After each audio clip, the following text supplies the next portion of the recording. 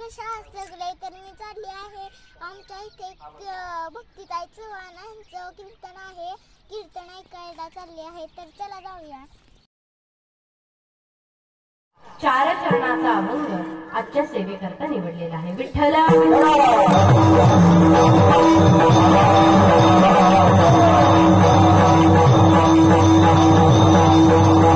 तिसरा नमस्कार माझ्या गुरुवर्यांना ज्यांनी मला ज्ञान दिलं आणि चौथा नमस्कार समस्त भोसले या परिवाराला तुम्ही मला कीर्तन करण्याची संधी दिली. विठ्ठल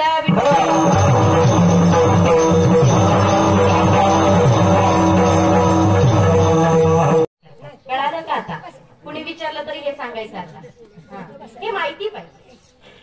आता पुढे जाऊन 13वा झाला. मग 13वा झाल्याच्या नंतर हा देह कुठे जातो? तिथंच बसून राहतो का? नाही.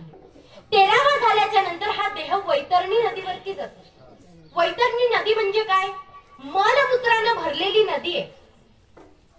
मग या देहाला त्या वैतरणी नदीवरती जाण्याकरता किती दिवस लागतात? 48 दिवस लागतात. मग मला सांगा 13 आणि 48 किती? जाऊ द्या, हिशोब करत बसू नका, कीर्तन झाल्यावर येऊन सांगा. 61 दिवस. म्हणजे या देहाला वैतरणी नदीवरती जाण्याकरता किती दिवस लागतात? 61 दिवस लागतात. मग हा प्रवास इथपर्यंत थांबतो का? नाही थांबत. वैतरणी नदीवरती गेल्याच्या नंतर तिथं कामधेनू नावाची गाई आहे. ती कामधेनू नावाची गाई बघते या मनुष्याने जन्माला आल्याच्या नंतर किती पुण्य केलं, किती पाप केलं, किती लबाड्या केल्या, किती दुधात पाणी ओतलं, किती जणांना गोड बोलून फसवलं, सर्व काही बघत असते बरं का. ती कामधेनू नावाची जी गाई असते ना, हे सर्व काही बघते आणि त्याच्या पदरामध्ये थोडंफार जर गोदानाचं पुण्य असेल तर ती काय करते? त्या मनुष्याला घेऊन जाते. कुठे? माझ्या घरी. त्या मनुष्याला घेऊन जाते. कुठे?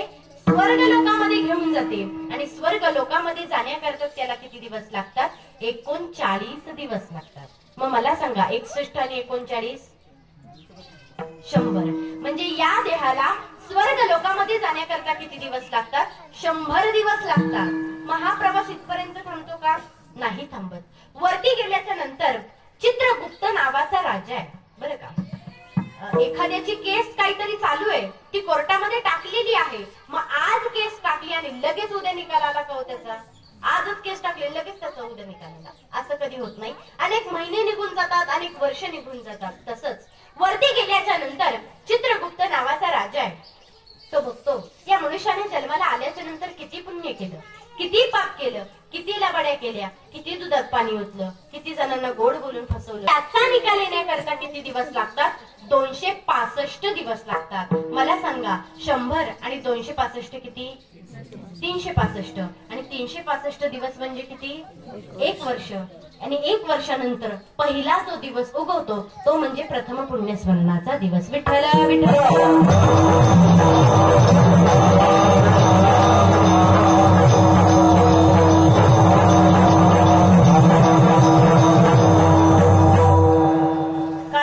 पुण्यस्मरण कसं येतं हे माहिती पाहिजे. आता कधीही माझं कीर्तन ऐका, हे लक्षात ठेवायचं बरं का. मला जर ह्याच्यापैकी कोणी दिसलं ना कीर्तनात, मी लगेच प्रश्न विचारणार. हा, इकडे लक्ष द्या.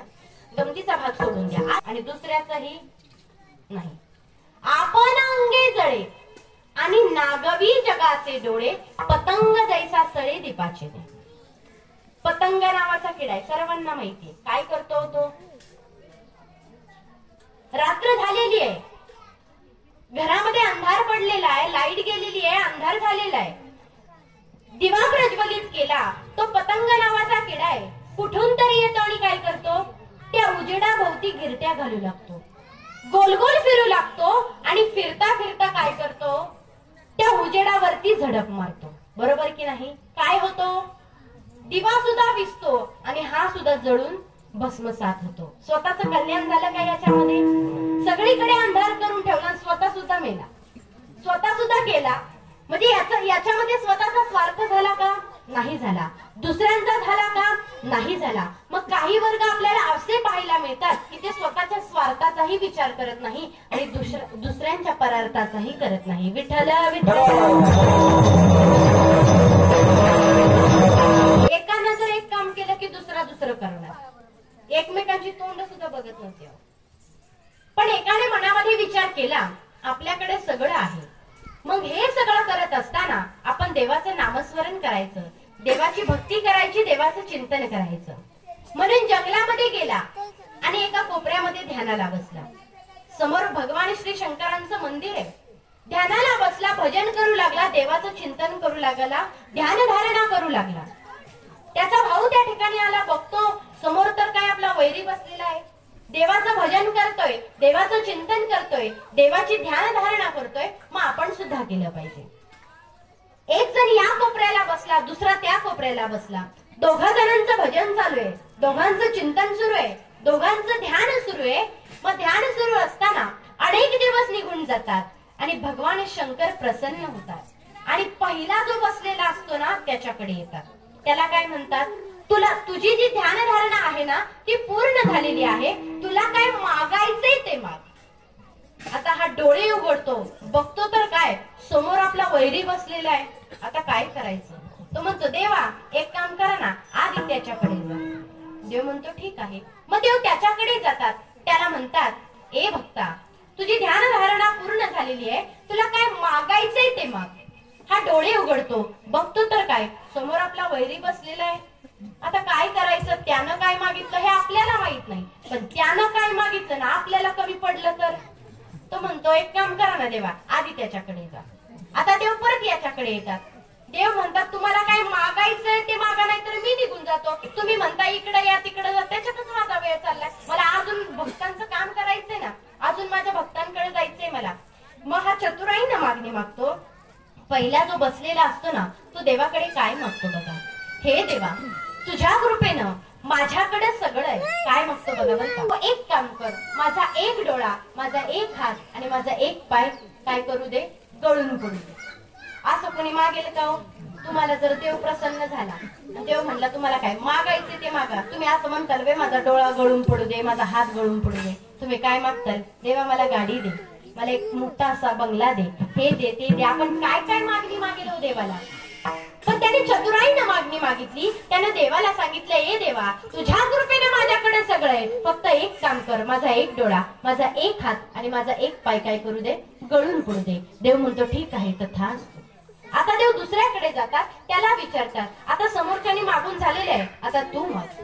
आता हा मनामध्ये विचार करतो, आता समोरच्यानं काय मागितलं हे आपल्याला माहित नाही, पण त्याने काय मागितलं ना आपल्याला कमी पडलं तर आता काय करायचं. हा चतुराईनं मागणी मागतो. तो देवाला म्हणतो, ए देवा समोरच्याला जे दिलंय ना त्याच्या दुप्पट मला दे. काय झालं? याचे दोन डोळे, दोन हात आणि दोन पाय गळून पडले. स्वतःचा स्वार्थ झाला का याच्यामध्ये? परार्थ झाला का? नाही झाला. एक वर्ग आपल्याला असा पाहायला मिळतो की तो स्वतःच्या स्वार्थाचाही विचार करत नाही आणि परार्थाचाही नाही. विठ्ठल विठ्ठल माझी पिढी पेटू दे बाबा. स्वतःचा स्वार्थ बघतो, फक्त स्वतःचं कल्याण बघायचं, दुसऱ्यांचा अजिबात विचार करायचा नाही. हा दुसरा वर्ग आहे. आणि तिसरा वर्ग असा आहे, हा स्वार्थही साधून घेतो आणि परार्थही साधून घेतो. कोण असेल हो? फुकीत तिरीचे पादक समुद्र जाई आप गंगे जैशी. गंगा माता आहे बघा. गंगा माता अशी आहे, ती स्वार्थही साधून घेते आणि परार्थही साधून घेते. गंगे मातेचा काय स्वार्थ असेल हो? उगमस्थानापासून उगम पावणं हा गंगे मातेचा स्वार्थ झाला.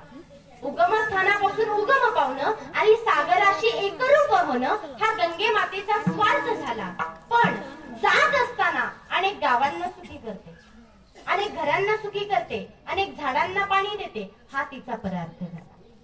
आता सूर्याचं उगवणं आणि सूर्याचं मावळणं हा त्याचा स्वार्थ झाला. पण सगळ्या जगाला जो प्रकाश देतोय ना हा त्याचा परार्थ झाला. म्हणजे काही माणसं आपल्याला अशी बघायला मिळतात की ती स्वार्थही साधून घेतात आणि परार्थही साधून घेतात. विठ्ठल स्वार्थ या शब्दाला हात सुद्धा लावत नाही, स्वार्थाचा विचार करत नाही, पण परार्थाचा विचार केल्याशिवाय राहत नाही. त्याला संत असं म्हणतात.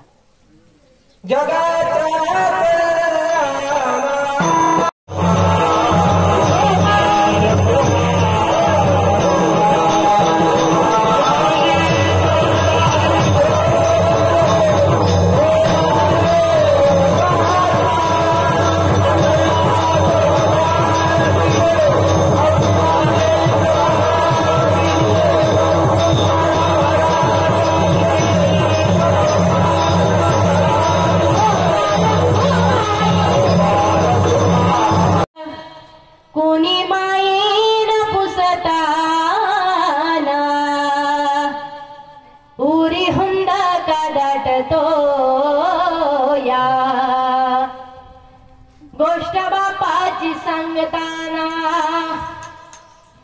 त्याच्या फाटक्या सदऱ्याला किती ठिगाळ जोडलेली उभ्या आयुष्याला त्यानं कशी कातर लावलेली मला कसं होत या कुणी बाबा म्हणताना उरी हुंदा का दाटतो या गोष्ट बापाची सांगताना माझ्या अंगावरी त्यानं रगमाईचा घातलेला झोपडीत गळताना बाप तसाच झोपलेला त्याच्या अनवाणी पायांना असंच टका बसताना पुरी हुंडा का दाटतो या गोष्ट बापाची सांगताना आयुष्यभर नशिबाशी झटला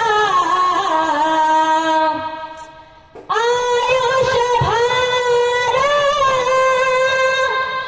नशिबाशी झटला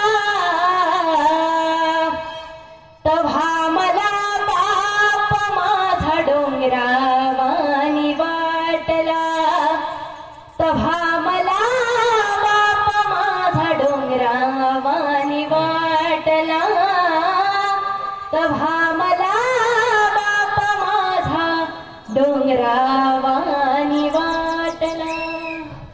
म्हणून जीवन जगत असताना आई वडिलांची सेवा करा, तुम्हाला काहीच कमी पडणार नाही. आजचा हा कीर्तनाचा व्लॉग तुम्हाला आवडला का? माझ्या चॅनेलला सबस्क्राईब करा, लाईक करा आणि शेअर करायला विसरू नका.